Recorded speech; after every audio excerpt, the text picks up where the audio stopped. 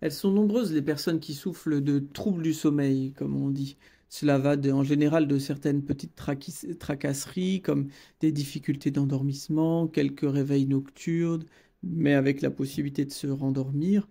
Pour d'autres, ce sont carrément des insomnies, des difficultés à trouver le sommeil, ou une fois qu'ils l'ont perdu, au bout d'une heure, 2 heures, 3 ou 4 heures de sommeil, ils ne parviennent plus du tout à le reprendre. Quant à d'autres, ce sont même des terreurs nocturnes, des cauchemars qui les réveillent et qui les projettent dans un état d'angoisse dont ils ne parviennent pas à sortir. Il y a aussi, c'est plus rare, des phénomènes d'hypersomnie où les personnes dorment, dorment et dorment encore. C'est plutôt le cas dans la dépression où on se réveille avec une grande fatigue matinale. Bref, tous ces phénomènes particulièrement intéressants à étudier et à comprendre dans la vie de chacun parce qu'ils recèlent en général de grandes questions qui se posent à ce moment-là. Et plutôt que de parler de ces troubles du sommeil en particulier, j'aimerais simplement faire une remarque beaucoup plus générale que j'ai jamais entendue, donc je la fais là, et elle m'apparaît d'autant plus juste à dire qu'elle peut éclairer rétrospectivement ces troubles du sommeil. En dehors de ces difficultés de sommeil, il y aurait donc, ou il y a donc, et c'est le cas de beaucoup de personnes, fort heureusement, qui ont des nuits convenables, des nuits reposantes, des nuits où ils ne se posent pas la question en se mettant au lit s'ils vont bien ou mal dormir, des nuits qui se passent bien.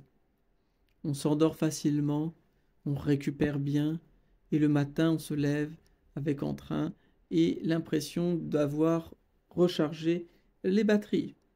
Bon. Bah, ça mène une réflexion donc d'ordre général, c'est euh, comment se fait-il qu'on puisse bien dormir?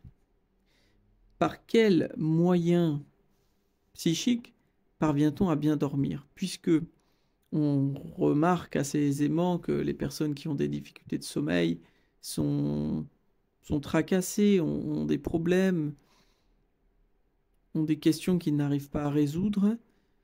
Euh, eh bien, pour les personnes qui dorment bien, ça existe aussi.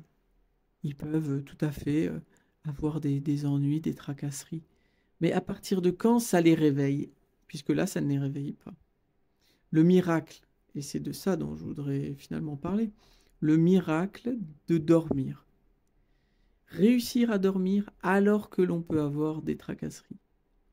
Réussir à dormir, bien qu'il y a plein de raisons de ne pas trouver le sommeil. Eh bien, c'est un mystère que personnellement je n'ai pas percé.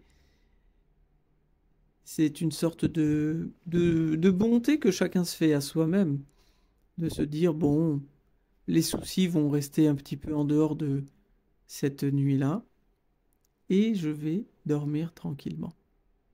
Et c'est d'autant plus difficile que la nuit est particulièrement le moment où l'on ne maîtrise rien, le moment où toutes les défenses s'abaissent, le moment où la conscience de soi disparaît petit à petit.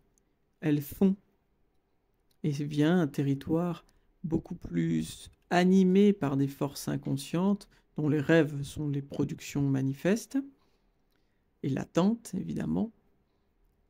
Ce moment qui est plus du tout un moment de contrôle, eh bien pour certains, il est vivable, c'est-à-dire qu'ils peuvent aller dans la nuit, dans l'inconscient, dans les ténèbres, dans l'obscurité, avec joie. Ils ont un rapport qui est bon avec leur inconscient.